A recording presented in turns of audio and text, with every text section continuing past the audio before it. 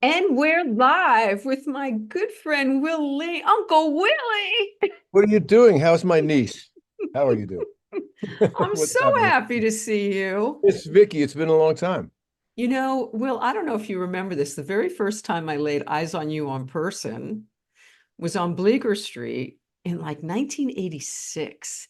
And you were already like a thing. You were a thing already. And and I don't even know what that means. What does that mean? We're all a well, thing. you were on TV. You had a thing. I I'd Oh, already come 86. Wow. I'd already come to see you as an audience member. It was before I was Gabe was my comedy. It was before Gabe and I were together, before he was on the show.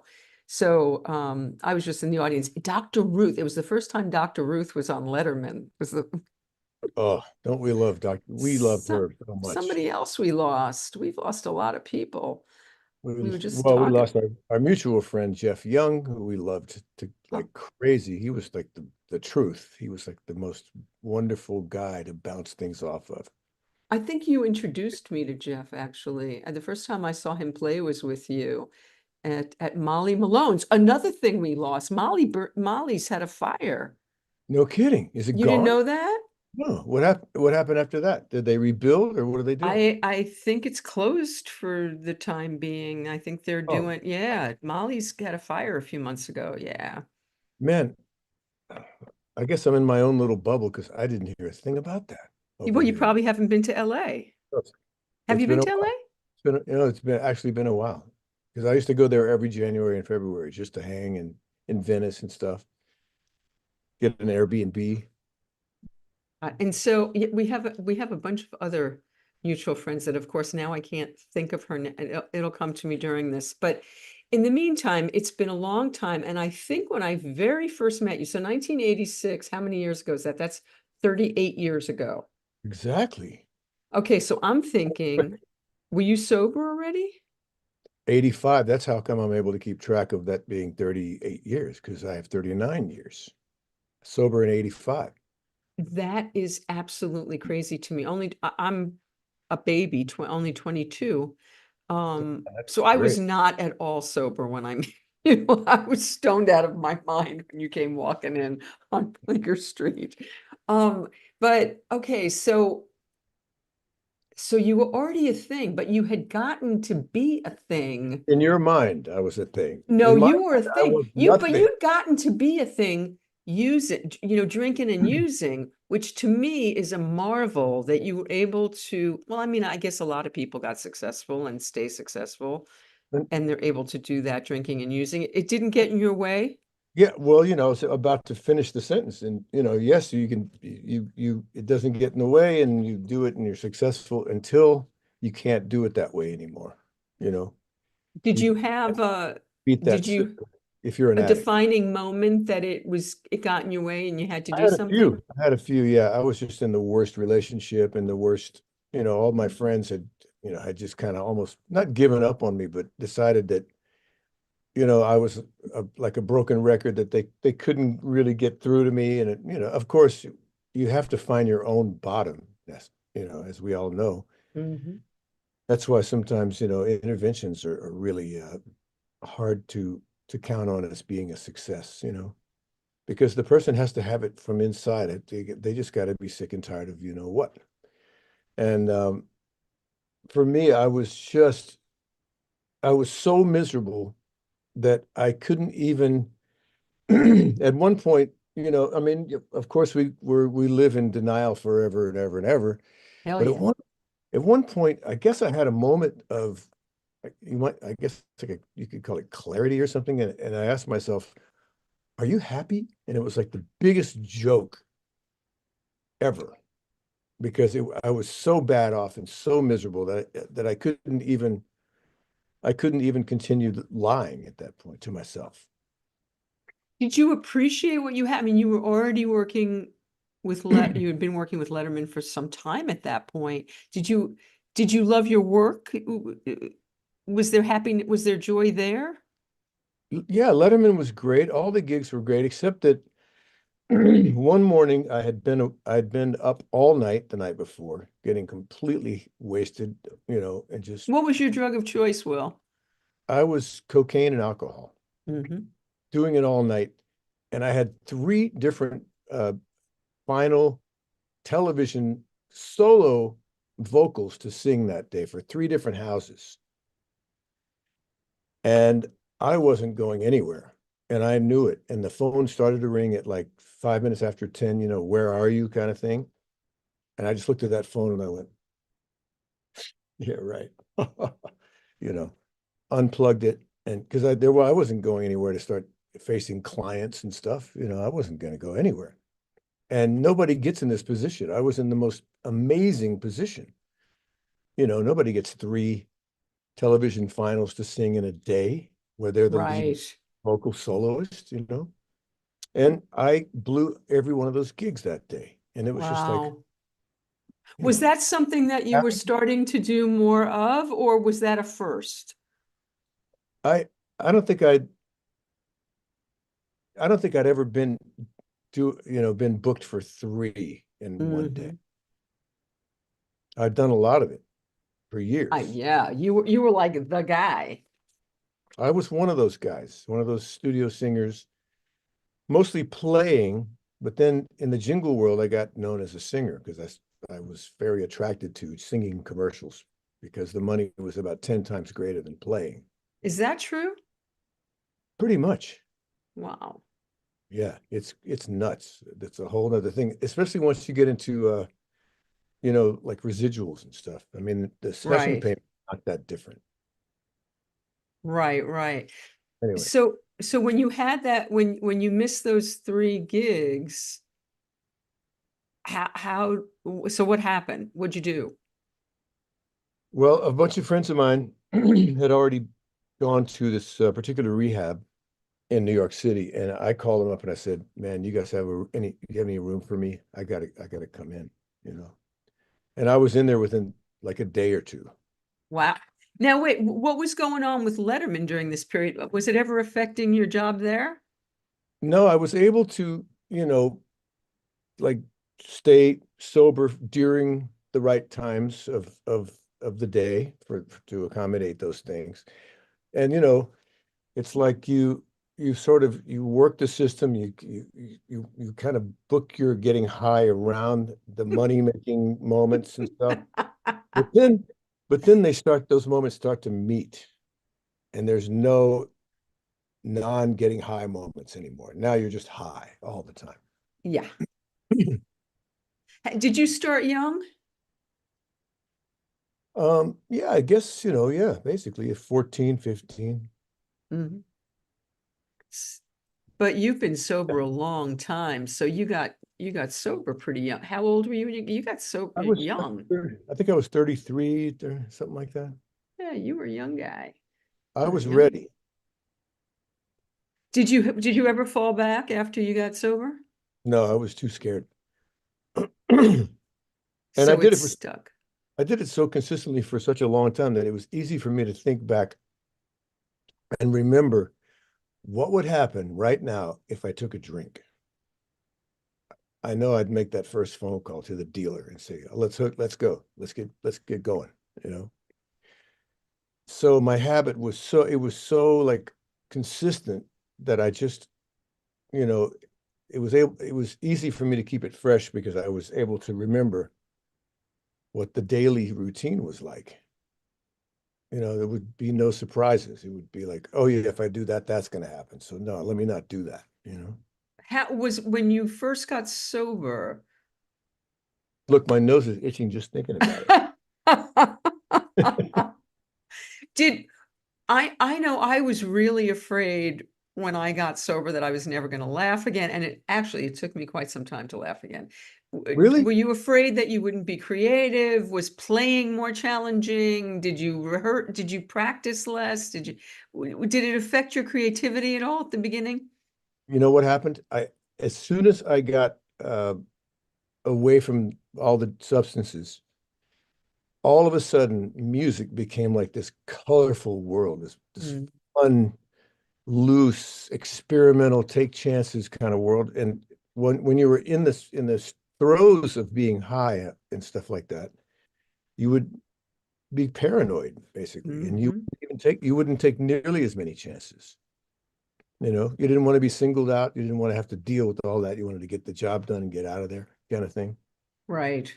So music just became Technicolor after I got out of Oh, I rehab. love that. But not right away because I was kind of like a raw wound when I got out. Okay, that's what I'm getting to. Because like I wrote a book and everything, but it took a little time. Because that period of adjustment was rough for me. That was rough, that beginning time. Yes, it was very different. At one point I'd been a good boy in the hospital. So around week 4 out of 5, they let me have a pass to go outside, even though I wasn't going to check out or I wasn't checked out yet. So I Lynn Orman just said, I'm telling everyone at the DNC to tune in. ah because Um, um, so um, no, but so what did I do? I got a pass and I went to the Metropolitan Museum. And man, was that strange. Because that was my first time out of that building, out of that hospital for a month. And it was definitely my first time sober in 2 decades. wow, yeah. So everything was like, What couldn't did wait. they do at what did they do at Late Show with that? Like, what did like? Okay, so when you had to tell them you were going into rehab, were they surprised that? Did they know? Was it a surprise? And I'm trying to remember who filled in for you because I don't remember. Marcus Miller. Okay. So, and what ended up happening was I said, there wasn't any, hey guys, is it okay if I didn't have a choice. So I just had to lay down the law and say, look, you know, let's look at the next 5 weeks. I'm not going to be here. I gotta go and get some help. And everybody was so gracious and great about it. Everybody was completely cool. Because I canceled not only that show, but every other gig I had lined up for the next month and change. And I was booked. Wow. I stayed booked I was constantly doing sessions and live gigs too. Right, of course you were. So, okay, so Tony just asked, did you have to repair your reputation? And was that hard to do? It's not only hard to do, but in some cases, it's not even possible Ah, because there are some people who just will not let you out of that pigeonhole for fear of their own, you mm, know, for instance, contractors for sessions. Like if you missed or was late for something, they would make a record of that in their mind, and you weren't the only game in town ever, right? So you can't blame, I don't blame anybody, but right. there were a couple of guys who just wrote me off after that because Wow. it stung them and they were afraid for their own reputations. It's just not professional. So I don't blame them. Did you ever have a contact, have a conversation with Dave about it? Which Dave? Oh, Letterman? I Yeah. was thinking of Sanborn, who just passed away. Speaking of Oh, Letterman, right? another one. Ay, ay, ay. Um, no, not really. Not really. No, I mean, our conversations were, hey, Willie, hey, Dave, kind of. Yeah, that's kind of the way Dave was. Although, I don't know if But I'm telling now, tales out of school. I don't believe I am. Dave didn't drink, stopped drinking many, many years ago. He didn't really do anything about it. He just gave it up. yeah, early 80s, he realized it Yeah. wasn't working for him. So I wondered if so I'm sure he was empathetic. How about Paul? Because Paul had his issues with Coke and stuff back in the day. Was he understanding? Was he cool with Oh, you? sure. Well, he's cool anyway about everything, Mhm. especially with me. I mean, he's so cool with me that he named his first kid his son after me. Stop. Yeah. So we're really good friends. Okay, so how did you meet Paul? I don't think I know this story. Paul came down, he was down from Canada in New York. He had come down from Toronto to do the Magic Show, which is a Broadway play featuring Doug Henning, Of course. right? Does that sound like something? Oh yeah, yeah, yeah. And let's see, what was the other thing that he had been a part of? Was it Godspell, maybe? I think it was Godspell that he had been a part of up I in, think you're right. I that's think how we knew all these great people like Andrea Martin and Martin Short and all these great people that he ended up having a lifetime friendship with, right? So anyway, one day, a typical day, I get called to come in and do a session, and this one is for the producer of the Barry Manilow records, who also happens to be a big music star in his own right, Ron Dante. He was the voice of the Archies, of right? course. And a great, great guy. And he was also a very successful studio singer himself in New York City, but he happened to be Barry's producer, and Paul was aware of him um, from the records that we had done. I'd played on like, Mandy and all these other kinds of things that he'd just seen the credits and he knew who was who and blah, blah, blah. So a session was being put together of an artist named Paul Jabara. Paul Jabara is the guy who had written Last Dance for Donna Summer, Wow. and he Another also, one Snuffy played with, yeah. yeah, right. You were just mentioning Mhm. before we started this on-air conversation. So Paul Jabara, I get the call, come in and do this, I guess, demo session for Paul Jabara. Uh-huh. And I knew it was for Ron Dante, and typical Barry Manilow rhythm section guys were there, including myself. And there was this guy on keyboards, this little guy from Canada named Paul Schaffer. And I knew that the session was for this other guy, Paul Jabbar. I was aware of the name of the artist that I was coming in to play for, but I didn't know that the thing that was included with him was his kind of arranger, Paul Schaffer. And so the band was put together by Ron Dante, but the music was put together by Paul for this guy, for the artist, Paul Jabara.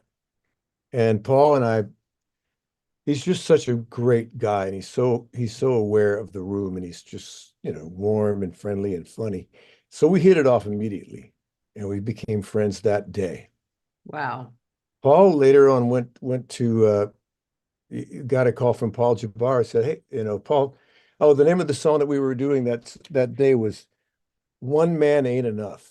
Paul Jabbar was this gay guy, right? So he would write these anthemic kind of pieces of Well, it music. makes sense then that he was writing Donna Summer songs. Yeah.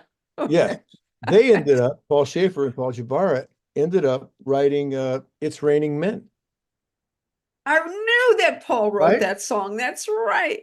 Right. So Wait, Will, watch your camera right. because we're now I we're know. looking up at your sky. Ah, There you things, go. things are getting underneath my computer, and I'm Okay. rescuing them from underneath. I have to tilt it just slightly.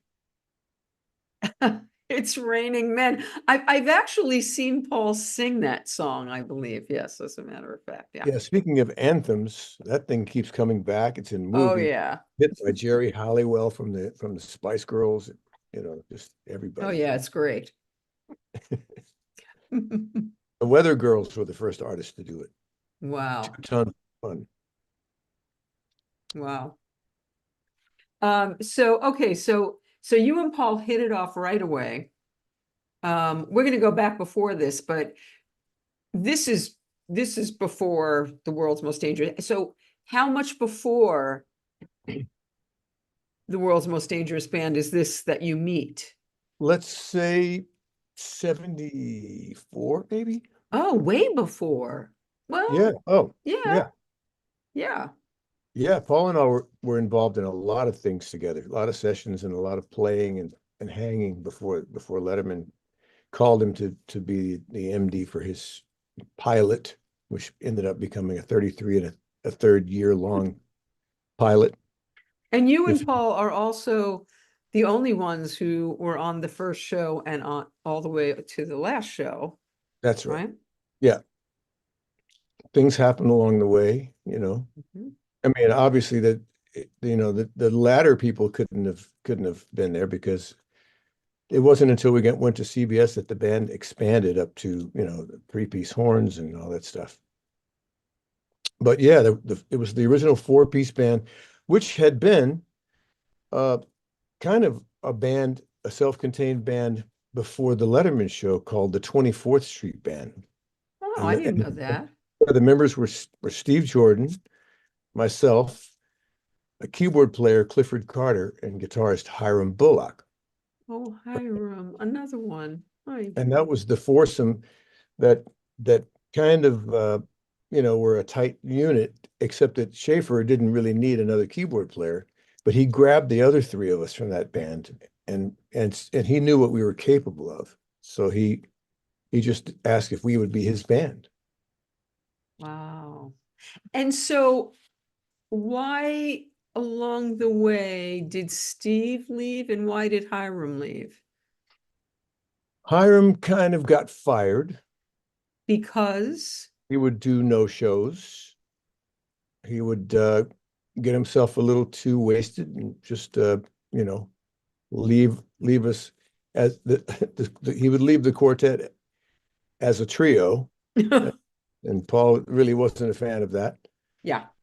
And he tolerated stuff for a long time, and then finally he said, "Man, you got to go. I can't do this." Yeah. So Jordan, around 1985, which was year 3 of the show, because we started in February of '82, Jordan started to get ultra busy. And I think, I was losing certain amounts of work as a result of doing the show, but I was cool because I loved doing the show. Mhm. And I was still doing, kind of enough work. But Jordan was getting all these calls to go out of town and do this and do that, and he wanted to be freer, Mhm. free from the Letterman show. I guess the thrill was gone, and other things were calling. Yeah. And Now then it's good old oh Anton. yeah, and Anton came in because we had all worked together, Paul, Anton, and I on different things, and he seemed to be a great fit and very willing, and good range of musical awareness, good vocabulary. He knew how to play all kinds of different stuff. Anton's he's a legit studied New England Conservatory, mallets and stuff player. He's a full blown percussionist. Anton's band, Scully used to play my club back in '86 or whatever. Did you Is know Scully? Did you ever hear that that before band? Spider? It was 80, I don't know if it was before Spider. Do I know Spider?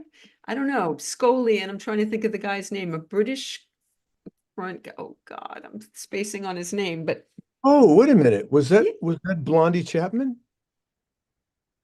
this was Oh, maybe not. he played with Blondie also. No, this one wasn't with Blondie. Blondie might have played with them.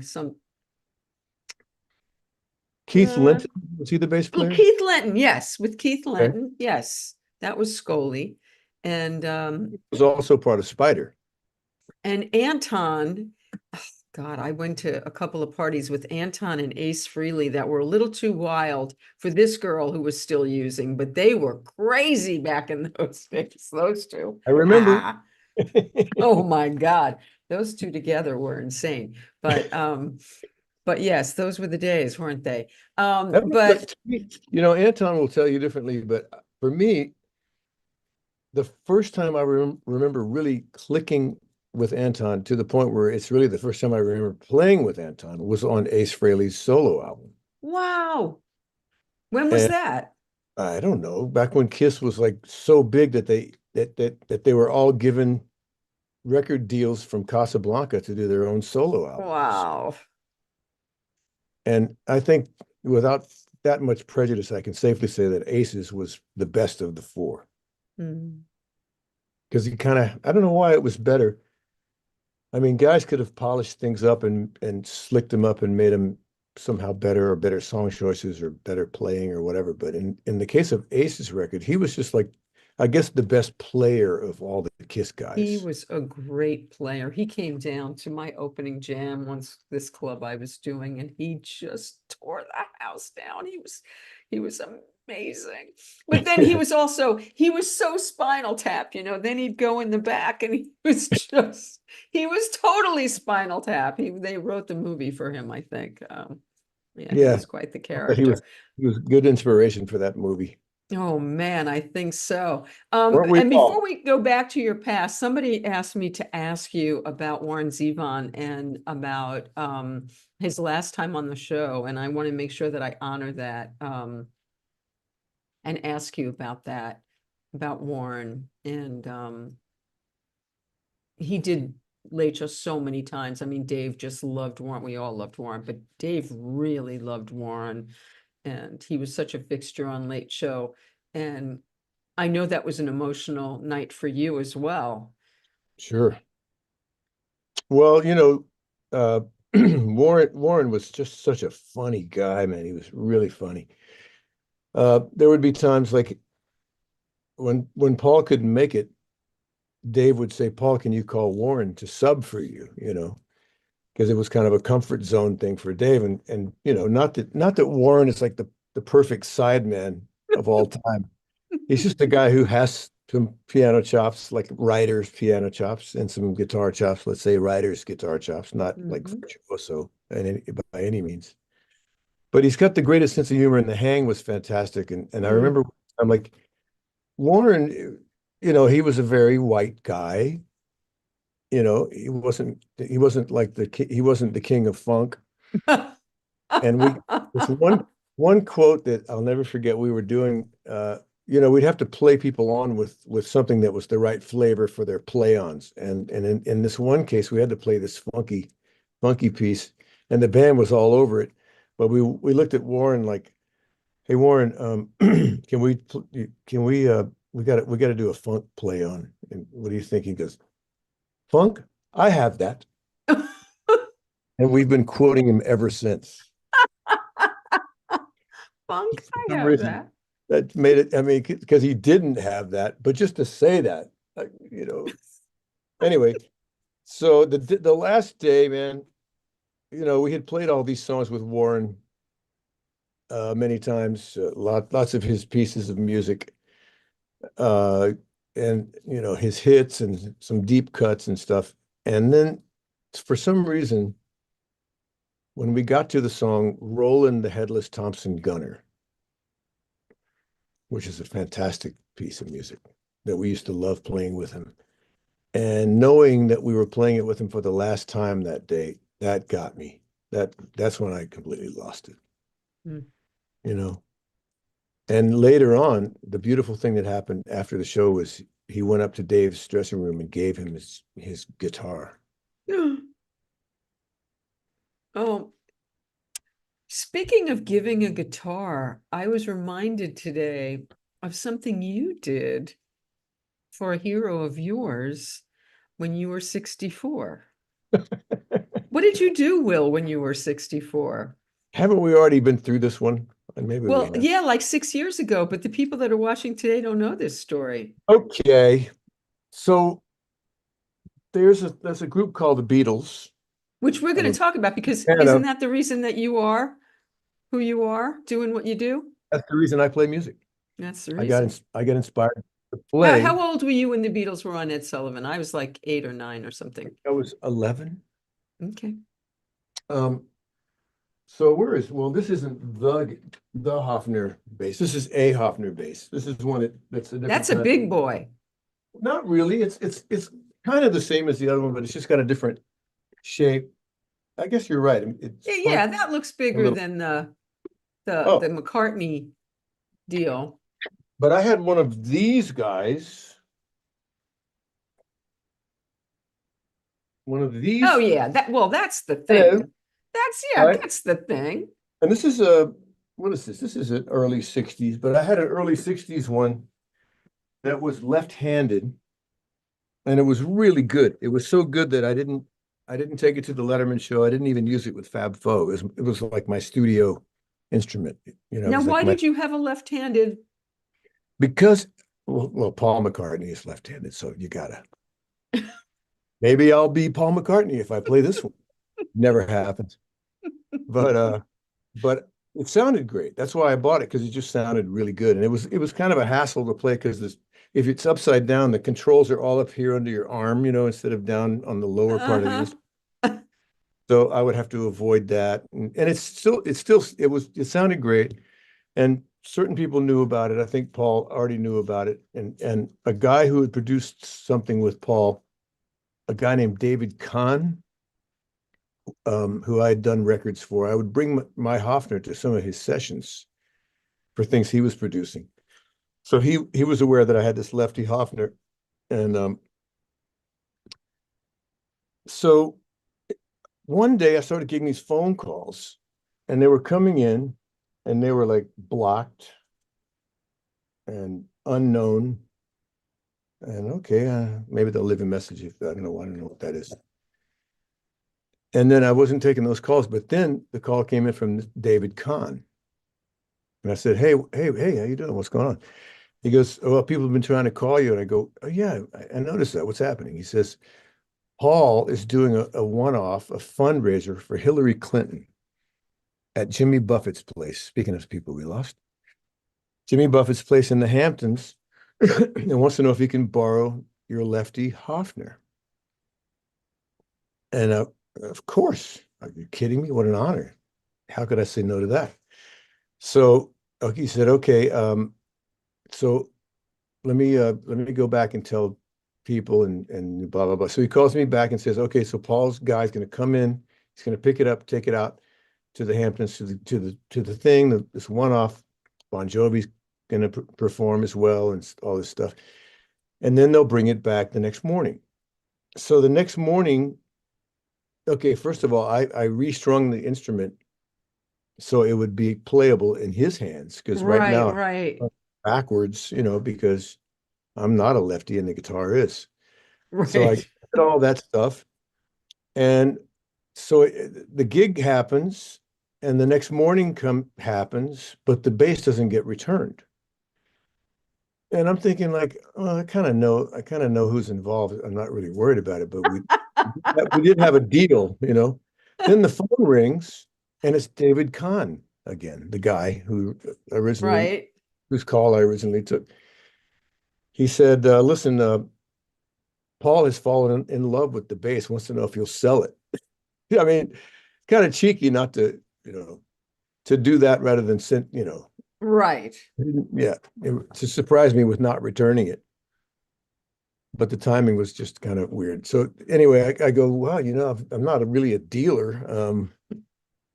And I've had it for 25 years, and it took a long time to find it, and it's going to take me a long time to find another one, and blah, blah, blah. So let me talk it over with my wife. See, now I Sandrina. don't know this whole story. I didn't hear this story. Okay, Oh, good. okay. So, and I'll call you back. So Sandrina and I get into it, and she's way more aware and way more astute about money than I am. And I'm thinking like, Paul McCartney, what am I going to charge? $5,000? And she starts out at a number that's, let's say, 20 times more than that, Right. because it's all perspective. Of course. Him, something he needs, it's not going to feel the same way as if we were paying that money for something like that, So, but the guilt part of me and really just the respect kept me from staying up there. So I Did you talked go online to see what the value of it was No, at the not at all. time? No, I'm not like, I mean, it's one of the tools of my trade. I'm not like a dealer and Right. I don't hem and haw about stuff like that. I have it because I like the way it sounded, period. I'm not a collector necessarily. I just like certain things. So that's not true with that white bass back there. That's not the greatest sounding bass, but I wanted so bad one of those, and I finally got it. Anyway. What is that? That's a Vox A bass. box. Yeah. Wow. And it's a little bit, you don't see anybody playing a white Vox bass like that. You've seen white guitars. Brian Jones from the Rolling Stones used to have one. Might even have been a 12 string that looked like that. I just thought it was such a sexy thing. Do It's you not the kind of, play it? once in a while, yeah. It's not the kind of thing you sit down and I mean, you stand up and play. You don't sit down and play because of the curve thing. It just keeps slipping down on your lap. Most guitars just hang there because they have that inverted. Wearing all black. That is a sexy bass. Which one? What is The that? Vox, if you wore all black or black and white, that's a sexy bass. Oh Yeah. man, I'm saving it for a video one day or something. Oh yeah. Oh yeah. Anyways, but Yeah. aside from those two instruments, I'm not really a collector. I just like, look for things that sound like have a certain sound. And I got the bass, and I didn't know what it was going to be like to get the next one, or what kind of a rigmarole I was going to have to go through. So Sandrine knows all this. So that's why she puts her price really up high, because she knows that it's going to be, it's like a thing. It's like, Yeah. it's a big process to try to replace. Anyway, so I come way down from Sandrine's thing, and I arrive at a price, and I call David Kahn up and I said, yes, we've talked about it, and I can do something. And he goes, great, I'll have Paul call you in a couple of hours. So all these numbers that were coming in that day that said blocked and Wait, now at this point, Will, had you already played with Paul? Had you already? yeah, a couple of times. Okay. A couple of times here and there. Mm-hmm. This call comes in, and it's +44. It's Paul's number. Yeah. I'm like, hey, man, that's crazy. All these other guys are blocking their calls, but the man himself, I'm getting the phone number right here on my phone. Wow. Pretty exciting. So I call up, and we have a long talk, and he's very friendly, and we're broing away, and he's talking about, yeah, it's great what you and I do, man. We go out and make people happy for a couple of hours every night, and it's a beautiful thing, man. All this stuff. And we finally get to the point. We start talking about that bass, the Hofner bass, and how they don't make them like they used to, and they do look the same, and they do have the kind of same body, but the electronics have changed a bit. So, and he knows it. And that company, I'm going to tell you this, I'm going to say it out loud, is alive because of one human being. Yeah. They're still making basses. Yeah. And it really wasn't the greatest quality bass ever, but a certain person breathed magic into this thing. Right. And turned it into a desirable sound. Right. So knowing that they don't make them like that anymore, he knows he's got something really rare on his hands, and he reminds me that he bought it in the first place because it was only $50, at the time. He bought it because it was cheap. And what a great advantage, right? To see a band on stage and see a guy with an instrument that's really upside down, but doesn't look like it's upside down because of the symmetry, right? Right. And that became such a cool, iconic Beatle thing. Mm-hmm. Shape of that bass, right? Pretty cool little, quality to be included in an instrument that you bought just because it was cheap. Pretty nice side benefits. Well, there are no accidents, right? Everything's kind of a grand design. Only when I play music are there accidents. I came to the conclusion the other night, there are no right notes. You heard it here. Wow. Okay. I like it. Some jazz cats will say there are no wrong notes, but I got a whole nother thing. Anyway, so we get to the part about the money, and he goes, yeah, that's great. No argument whatsoever. No bickering, no dickering. He just goes, yeah, my money guy will call you later, and we'll take care of it. So hang up the phone, and then we had a dinner scheduled that night with Christopher Cross, Sandrine and I. So we're gonna go to dinner at this Indian restaurant, and I couldn't wait to tell him the story because he's a big McCartney fan too, just like anybody else in their right mind would be. Who isn't? Yeah. I know, right? So we're sitting at the table, and I tell him all this stuff I just told you forever. Phone, blocked, numbers, small talk. Then I get to the part about the money, and Christopher Cross stops me right there, and he goes, hey, what would be really cool, man, if you just gave it to him. And a light bulb went off over my head, and Sandrine over here is not grooving. She's on this side of me, the angel and the devil. And Christopher is saying these words, and Sandrine sees the look on my face and knows that that's where I'm going to land. That's where I want to be. And that was it. I just So now I got the number. So, and I'm thinking, I wonder if Paul texts, let me try. So I text the number and I go, hey, can we have one more conversation about the bass? And within 5 minutes, I get a text back.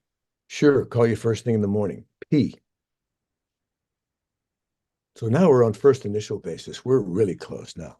Oh my God. P P calls me the next morning, Sir P, and says, yeah, what's going on? I said, you know what, man? I want this to be a gift from me to you. Da, da, da, da, da, da.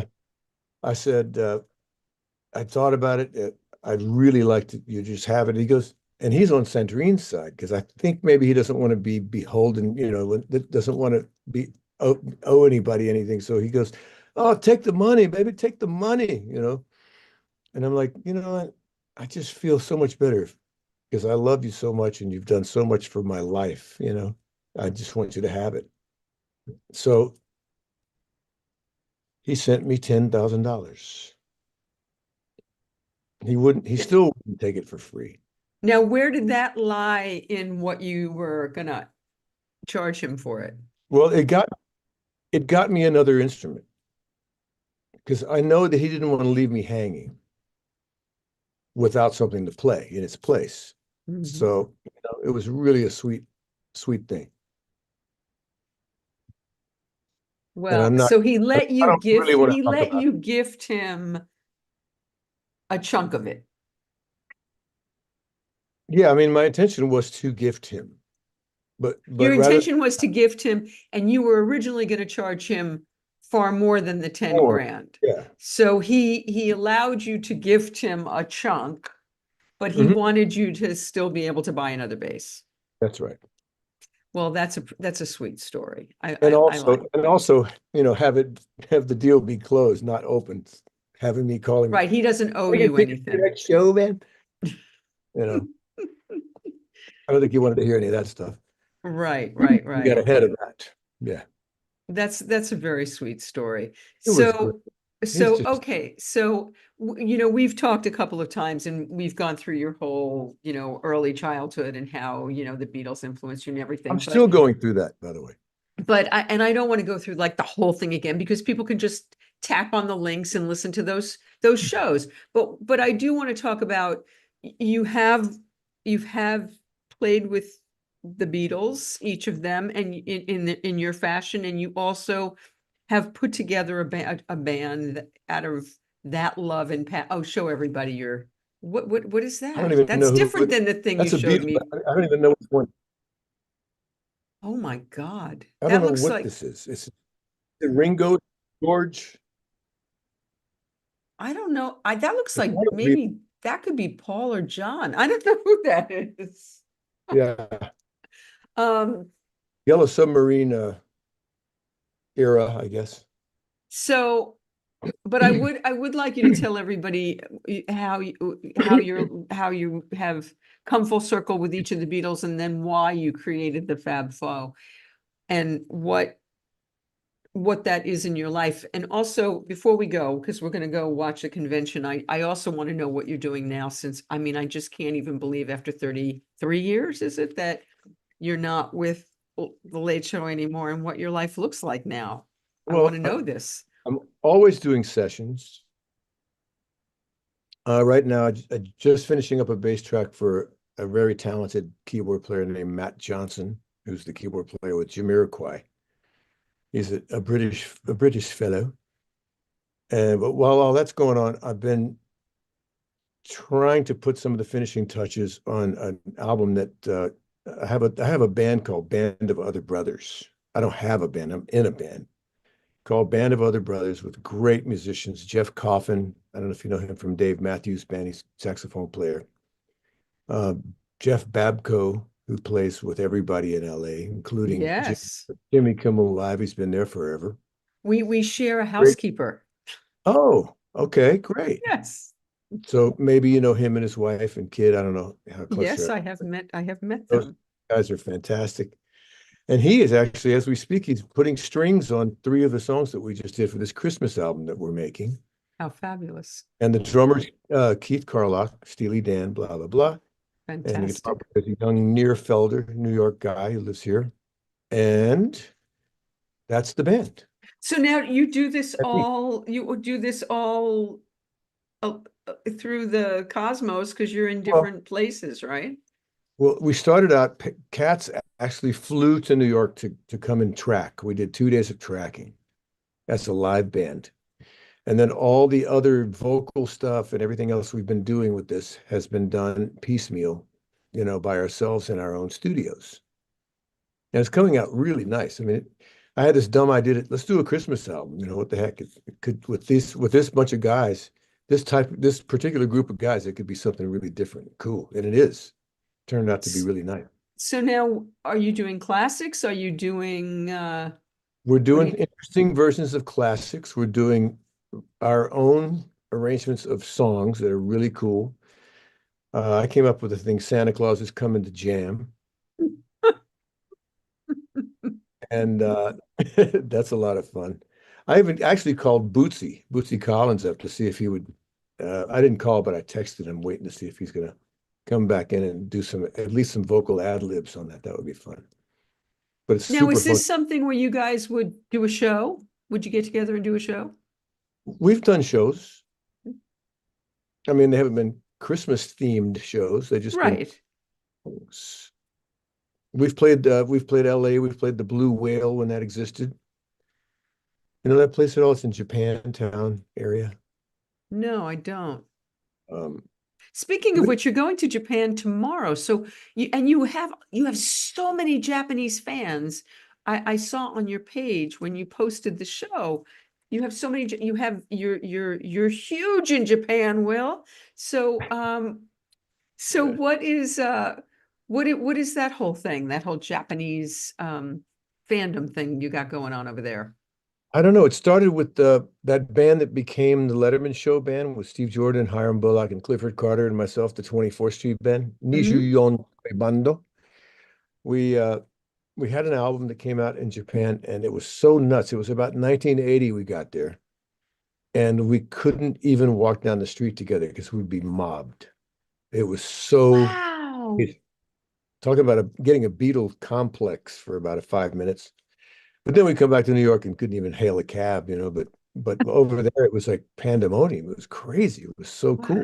The record Wow. did really well. And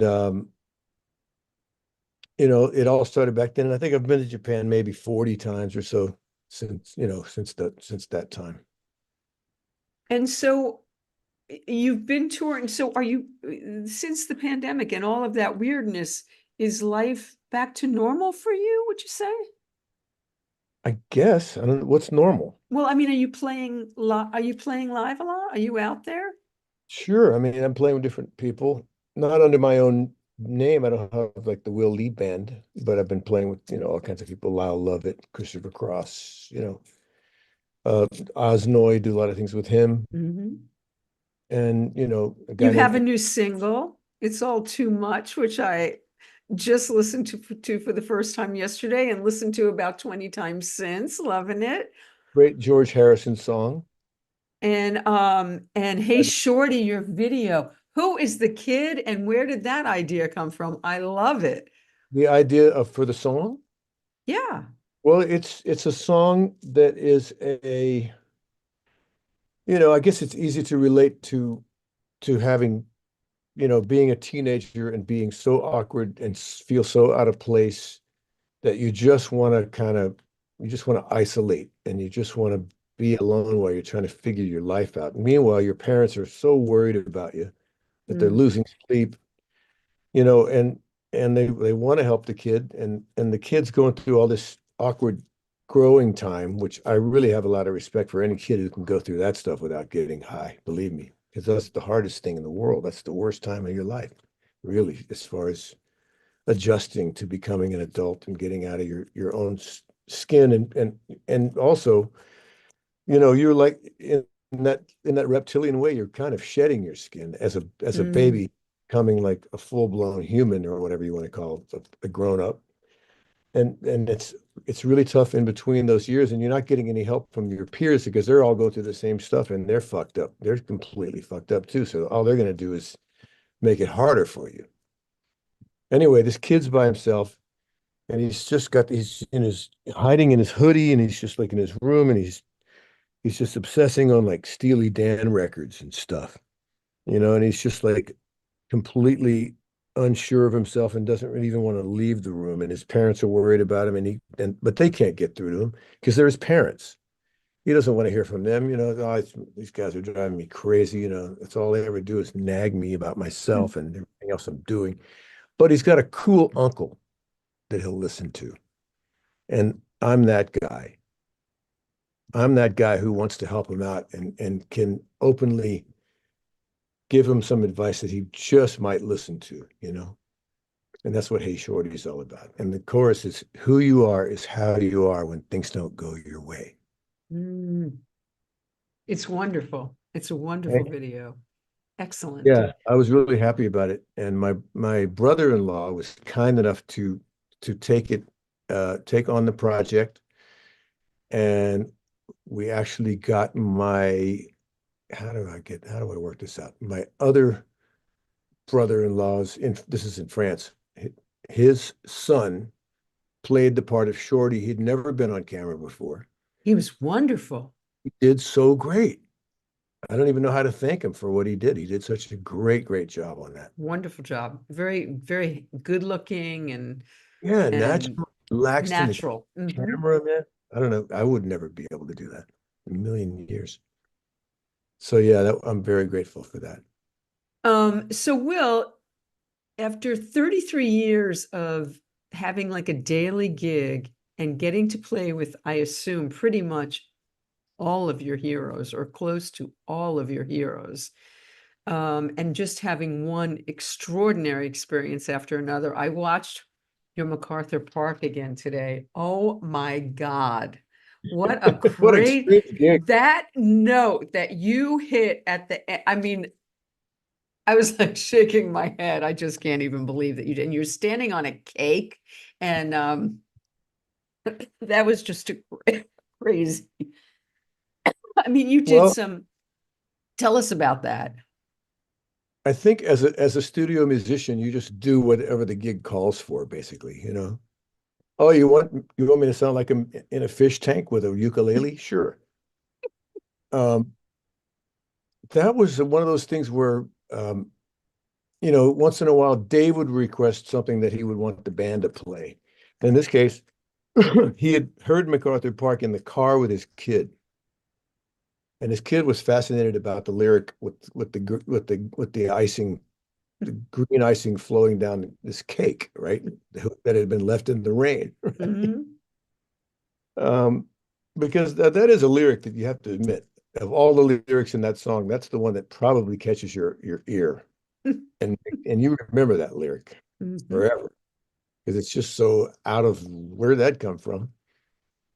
And so Dave asked Paul if we could learn to do MacArthur Park as a bumper, which is the songs that you do in and out of commercial. Right.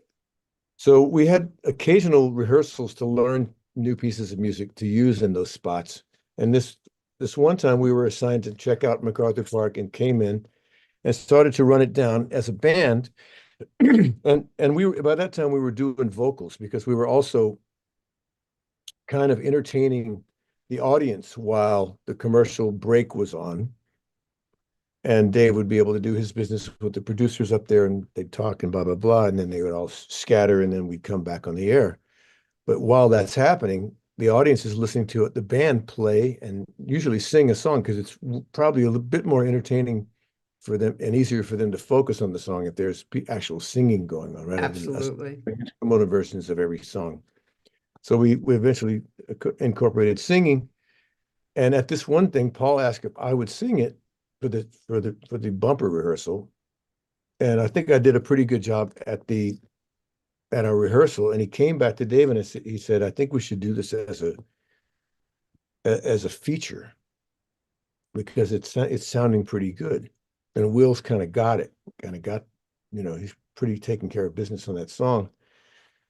And all of a sudden now we have a date to do the thing live on the air. Because actually, when you think about the bumper aspect of it, you don't know where you're going to be in the song when we come out of commercial. And it's a Right. 7, 8, it's a long song. It's many, many minutes long. And Yes. be anywhere in the song, and it would be like it could land with a thud, you come out of areas and just ring, be almost anything. So you kind of need to be, experience those right moments, those cake out in the rain lyrics and those high notes at the end and those other that the rocking part of the song and everything else. Right. So Dave said, "Yeah, let's do it. Let's do it as a feature. Let's get some strings. Let's get the whole thing. Let's do it up." And it was just like, wow, we're going to do this. I call up my friend Jimmy Webb, the writer of the song. Oh, yeah. And I said, listen, man, I got to tell you something. I've just been asked to sing your song on the air on July the whatever. And I just want to know if I wanted you to know about it because I don't want you to miss it because I'm going to be thinking of you the whole time. And so he goes, oh man, he goes on and on about, by this time, the end of the show had been announced that it was going to be ending in a year. And he knew about it, and he was going on and on about how much he's going to miss it, and he never misses a show, and it's so sad about all that stuff, and carrying on about this. And as he's talking, I'm thinking to myself, hey, you know what? Are you going to be in town around that time? And he goes, yeah, I'll just be coming off a little tour. And I said, let me call you back. And I call up Schaffer, and I said, hey, man, how would it be if we got Jimmy to do the song with us? Would that be like the greatest thing ever? And we got permission to ask him to do it. And actually, when we were doing the show, when we were doing the rundown for it, I was a nervous wreck. I was completely, because I got to play bass and sing this song at the same time. You get one take. One take? Yeah, one take. Right, right. You're yeah, yeah. And I'm thinking,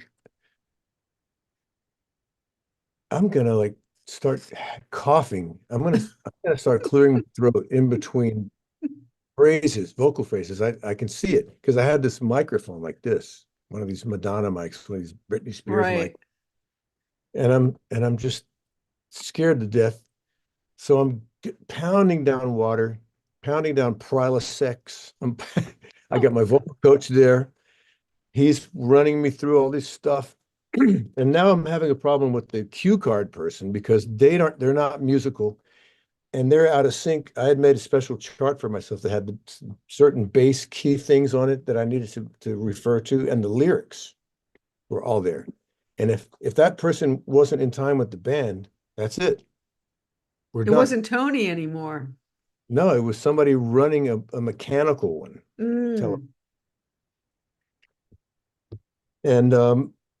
And it was just like it was about to be a disaster, and I was so stressed out. And I went over to Jimmy Webb, and I'm looking at him, and he's completely in shock. He's so nervous. He was so nervous because he had to play the intro on harpsichord, which he hadn't done since the recording with Richard Harris, original Holy. date. Wow. He was such a wreck that me cooling him down saved me. I was able to like get out of my own garbage by going over to him and trying to comfort him because I Wow. felt responsible anyway, right? But I saw the condition he was in. I said, "Oh man, this is going to be so great. You sound amazing playing that," which he did.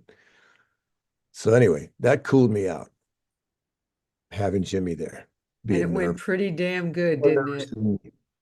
Well, as good as it could be, It was great. It was great. there's a few spots I'd like to punch in, but it's live. I'd It like to. was great. So, Will, I can't believe the people that you've played with and that you got to play with on Late Show. It, I know there were probably too many to even consider to mention, but when you flash back on all those years to are there like a couple of things that just stand out and you go, oh, that was that was it. That was the best. That was that was my dream come true? Are there things like that? There have to be. There were some, and there were also some that you were a little bit more numb to than you'd think you would ever have to be, but you would have to be because today wasn't the day. Today was a day, and tomorrow was going to be a whole nother day that was also going to be just as demanding as this day. What do So, you mean? What do you mean you were numb to? well, it wasn't like, I mean, you got the piece of music down, and you were always thrilled that the artist was going to be there. But almost as soon as the day was over, you had to forget You about that. you had to move You on. had to start thinking about tomorrow. You had to Mm, start thinking your responsibilities for the next day. right. And there was one shocking thing that happened. Um, I got a call from Schaaf one day, and he goes, "You know, I was just thinking about that time that we were doing Fred is Dead with Curtis Mayfield, and he came over to you and like got next to you and sidled up next to you while you're doing the bass breakdown. Do do do do do do do do do." And I said to him, "We played with Curtis Mayfield? When?" I had no memory of it. And I was, Wow. oh, yeah. Wow. So it could be like that, you know? Wow. Yeah. It would, Wow. yeah, just the sheer volume of it, kept you from getting completely investing everything in any one particular day. So how about, so if not on, I get that, and it makes sense that you're going from show to show and you don't have time, but you also toured with people. You toured with Bet, you toured with Barry, you've played in, you've recorded on people's albums. So in those situations, are there, you've played with so many artists, is there anybody that you just still slap yourself? Well, you got to play with the Beatles. Okay, so let's go back to that. So I know that the Beatles were your heroes. You've had an experience with all four of them. So can you tell us about that? Like Ringo, you've played with Ringo. Well, yeah, the real the thing about playing on Ringo's record was I was coming into to replace whatever bass part had been laid down on a track of his. And I was basically just doing a session, and yet another session for my dear friend Arif Mardin, who was a legendary producer of that record. So I came in, I knew I was doing a Ringo thing, and I knew that Ringo wasn't going to be there. I knew I was just coming in after the fact to fix whatever and replace. And Had you met that Ringo at that point? I don't think I had yet at Okay. that. Yeah, that's So were you before. disappointed that he wasn't going to be there, or were you still excited that you were Oh going to man, play on his? all my friends were doing the session. So I was hearing stories about it every day anyway. So I kind of felt like I was close enough. Uh-huh. And then I was super excited. I didn't care if, I wasn't really that let down. I was just so excited to have my name as a credit on a Ringo album. I couldn't Yeah. believe it happening.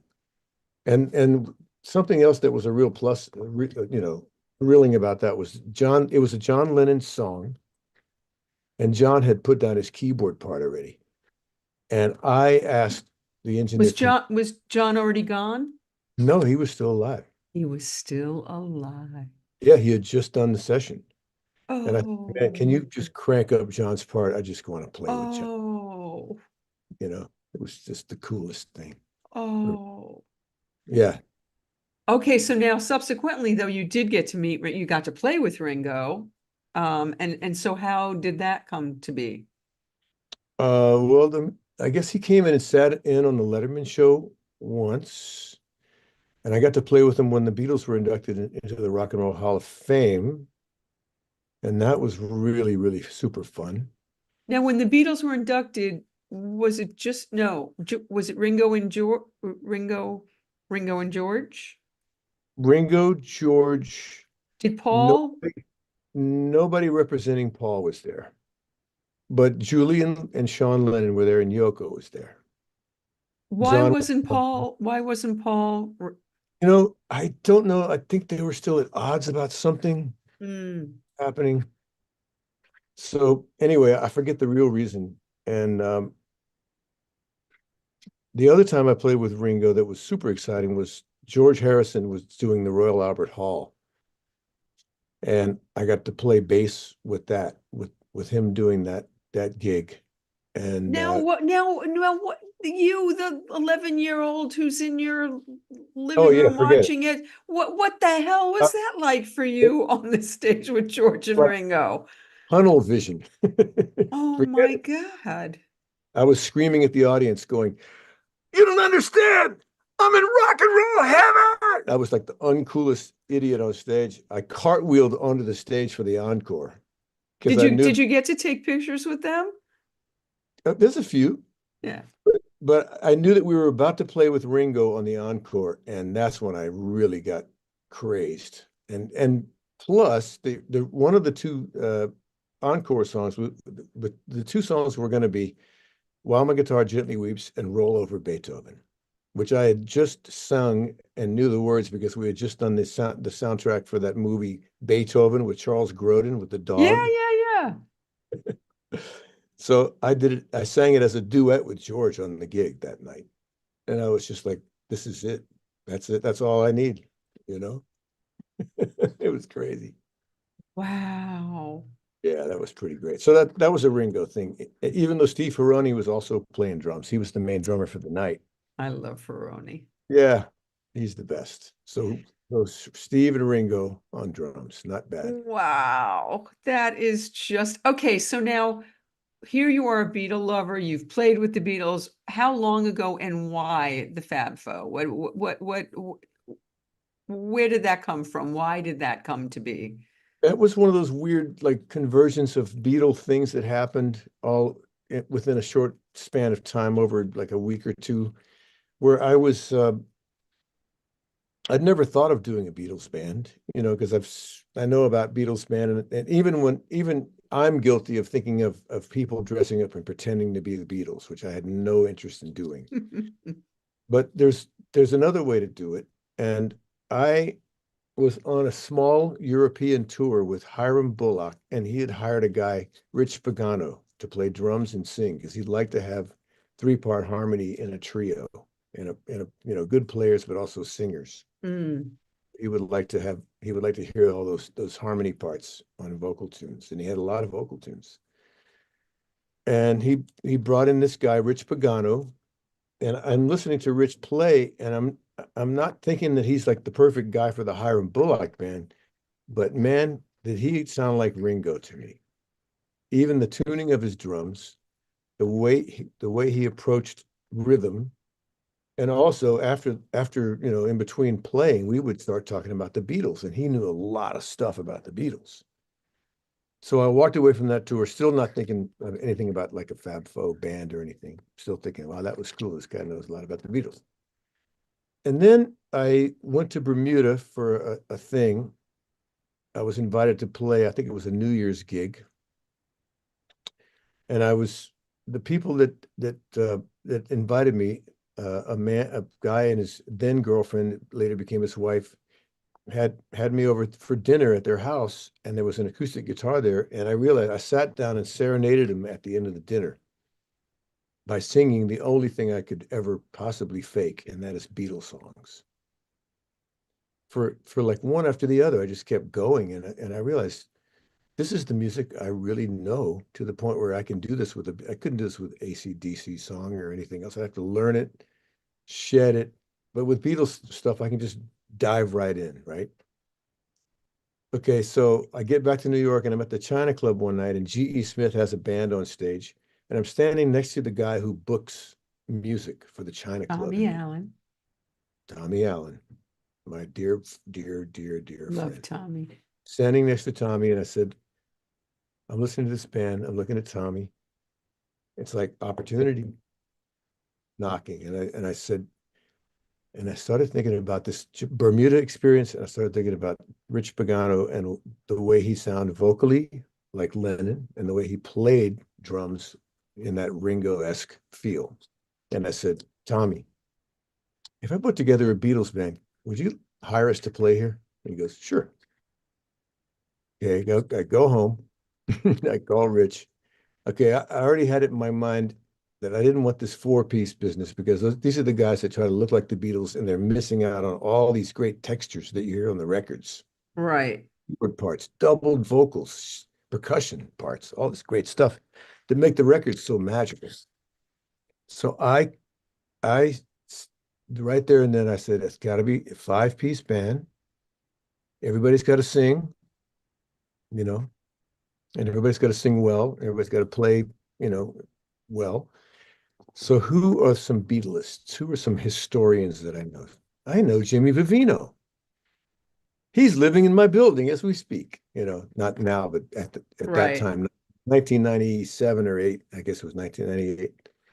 And I would run into him in the elevator, going up and down the elevator after we'd come back home from our respective shows. He was doing Conan, I was doing Right. Letterman, same taping hours. We'd ride up the elevator at the same time. So I said, hey, Jimmy, let's do a Beatles band. It's got to be you. You got to be in it. And he looked at me like I was out of my fucking mind. Just like, no, what do I want to do that for? See you tomorrow. I kept cornering him in the elevator and kept saying the same thing. No, man, I'm serious. We're going to do this. You got to do this. And after a while, he finally broke down because he could see how serious I was about this, And so now I had my 3 people, and I had a bunch of other people in mind. And this guy wasn't available for that reason. This guy wasn't available for this other reason. Nobody knew this guy. Nobody wanted this guy. So then these new names started coming up. The other 2 guys, Jack Petrozelli and Frank Agnello, were guys that were known more by Rich Pagano than to Jimmy and I. So we said, yeah, let me find out more about these guys. And they were both great. And we had a 5-piece band ready to go. We didn't know what we sounded like at all. So we go up to my apartment. Jimmy sat down at the keyboard. And I said, I wanted to see where we stood vocally, who had what range. Jimmy, can you pick out this song? So I put on Because from the Abbey Road record. And he starts bing, ding, ding, ding. Starts finding it because he's got great keyboard chops. He's originally an organ player. Wow. Jimmy, he's a really great keyboard player. So he starts playing and we start, he doesn't have the whole song yet. We're finding our own way. We're starting to sing along. No, you take this note. How about if I take that note and you take this, you take my note. So we're finding these because the world is round, right? And we're learning this song and we're finding out like who we are in this context, who can do what, and what do we sound like? How can we improve it, And that was the first thing that we tried to learn, and we're still learning it. And this is 26 years later. I saw you guys. Fabulous. What a great show. And you're going to do the White Album in New York, are you not? November 2nd at the Beacon Theater. Yep. And Wow. when you say the White Album, you're also saying Revolution number 9. Okay, so Saying you have everything. to quickly tell that story because that's hysterical. Your honeymoon story. Oh man. All right. I just gotten married, and the Fab Faux had gotten to play in Liverpool at this thing that they do every year called what do they call it? Beatle Week. And it's always it takes place over late August bank holiday weekend and the week prior to that. And they hire bands from all around the world, and other bands who they don't hire themselves to go there and play in any little tiny hole in the wall they can find. And you meet musicians from literally every country who are completely into the Beatle music. Mm. And they all gather there. And this one particular year, we were asked to, so their top like, I don't know, 10 or 12 bands or whatever were each assigned to do an entire album. Forget what ours was, either Abbey Road or Let It Be or something. And two bands were hired to do the White Album because it's a lot of music and it's a double album. So one band did disc 1, I guess, and the other band did disc 2 or whatever. And one of the bands that was doing Revolution number 9 was going around to me I don't know who else they told, but they were saying, "Oh yeah, and you wait till you hear Revolution 9," and I'm thinking, my mind's going crazy. In my wildest dreams, I never imagined anybody trying to do that song. So I'm thinking, this has got to be phenomenal. Anybody who would take this on has got to be, dedicated like a mofo. And I go to the gig because I can't wait till they get to that song and see how they do it. And it was just, they had like a John Lennon puppet coming from behind the piano, go, number 9, and had like a guy doing Hendrix feedback. And that was like the most closest things to the actual recording that you got. You didn't get anything from the recording. They didn't do, Mm. they really, really threw it away as far as I was concerned. Oh, So it made me so angry that I immediately when we got back to New York, I got with Frank Agnello, who's like the guy he knows everything. He's got all the information in his head, and he researches like crazy everything else that he doesn't already know. is Frank related to John? I know John Agnello. No, I don't think so. I Okay. could be. I really don't know. Frankie the Lamb, Okay. Frankie Agnello. So he and I, Bimonte says it all started in apartment number 33J. holy crap, that's exactly right. Who said that? Ed Bimonte. Oh, Eddie Bamonte. Oh, I love that guy. Hey, Eddie. This guy, you're amazing. Anyway, so of course, Frank and I get together and we're finding out, okay, so what are all these little things? What makes Revolution Number 9? What are all these bits and pieces? And some of it's classical piece, a little bit of a certain recording of a classical Sibelius piece. Here's another thing that's a backwards Bach thing. There's a Bach fantasy thing, and we're like, oh my God. As soon as you play this thing backwards, there it is. There's that thing, that eerie sounding thing that you heard in Revolution Number 9 that gave you the willies a million years ago, if you were willing to not take the needle and skip right over it and go right to the track, which is good night. But yeah, it just takes you on this ride, takes you on this trip. And so we really wanted to make that happen. So we incorporated we needed a sampler of some kind to trigger all these oddball things. I needed a second sampler to trigger a bunch of other oddball things, but we needed a script. So I'm sitting down listening to all these elements that have to be performed by one of us. Each element has to be performed by somebody. Each spoken word has to be performed by somebody. Who does what and how the hell are we going to map this out? So Sandrine and I had just gotten married, and I had a studio that was outside of the house. We had a house in Connecticut, and it was kind of in the garage. And I'm over there like all day, every day for days. And she doesn't see me, and she's going like, am I married or am I not? What is going on here? Who is this guy? We're in different buildings, and what's he doing? I said, babe, I'm stuck. I can't figure this out. I gotta figure this out. And I gotta write a script, and I can't figure out how to do it. She comes up with this brilliant idea. 8 minutes, right? 8 pages. 10 seconds per line. Color coded for each person's role. I'm yellow. So another guy's red, another guy's green, another guy's blue, another guy's purple. They just follow their thing. It's 10 seconds, 10 seconds, 10 seconds till you get to a minute. Then the next page is minute 2. And you flip it over, then you're minute 3. And by the end, everybody has coordinated their parts with, bouncing off of the other person's spoken line or sound that they make or whatever. And the sound has to be really perfect on stage, because if somebody misses what somebody did, they won't come in with their line, Anyway, Wow.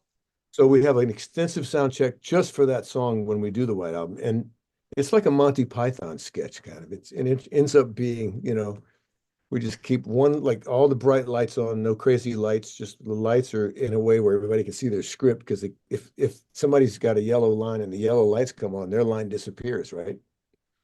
Wow. That's the nature of light and color. But Wow. it's a That trip. is absolutely Really. wild.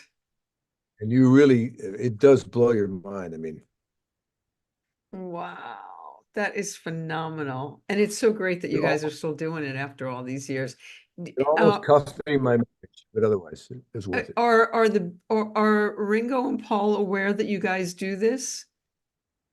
Do you I know? don't know that I know about that particular piece of music or No, anything, no, but not Revolution Number 9, but just that you are the Fab Four. Do yeah, they know about that? I've, I've told them each individually about the band, Mhm. and they just kind of get an annoyed look on their face. Who could blame them? Oh, Yeah. I'll tell you something strange that really was really very, very strange. So when the Beatles were doing the White Album, they were really at odds with each other, and the energy was just so negative between them, and it was a horrible environment for anybody else. You saw the special, of course. You saw the incredible documentary. Oh, about Let It Be, Yeah, Get Back, yeah, that was amazing. amazing.